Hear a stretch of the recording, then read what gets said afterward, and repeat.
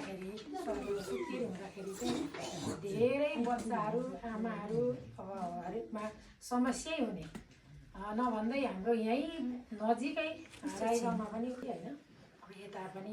अब त्यस्तो नहोस् भनेर यो घरमा सुत्केरी हुनेलाई यो सानो कोसेली पनि नदिएको चाहिँ सजाय जस्तो भएको छ कि अब किनकि अब उहाँहरूकै लागि हो यो हाम्रो लागि होइन केही न केही अब स्वास्थ्य संस्थामा जानुभएको थियो अरे होइन घरमा होम डेलिभरी हुने उहाँलाई फर्काइदिनु भएछ सरले विशेष चाहिँ अब हामीले यो स्वास्थ्य संस्थामा जन्माकोलाई चाहिँ मान्यता दिएर यो कार्यक्रमहरू सञ्चालन गरिरहेछौँ यो चाहिँ सन्देश जानलाई के हो भन्दाखेरि स्वास्थ्य संस्थामा मात्रै सुत्केरी होस् गराउनुपर्छ है भन्ने एउटा सन्देश जाने हिसाबले मात्रै यो सानो कोसेली होइन सानो कोसेली अनि अर्को यो बर्थिङ सेन्टरमा हामीले सुरुवात गर्दा अहिले साक्सीकोटेमा मात्रै छैन हाम्रो साक्सीकोटेको चाहिँ थुम्मेदिन नजिक भएर थुम्मेदिन अलि यता पर डुम्री छ है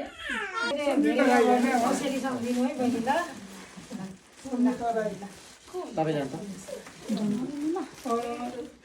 हुन्छ नानीसँग आइदिनुहोस् यसो हात तपाईँको सुस्मिता राई हजुर होइन यसो समातिदिनु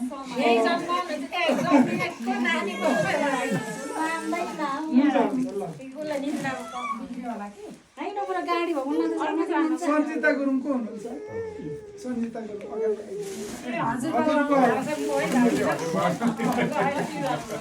गाडीमा एकछिन नपाउने अगाडि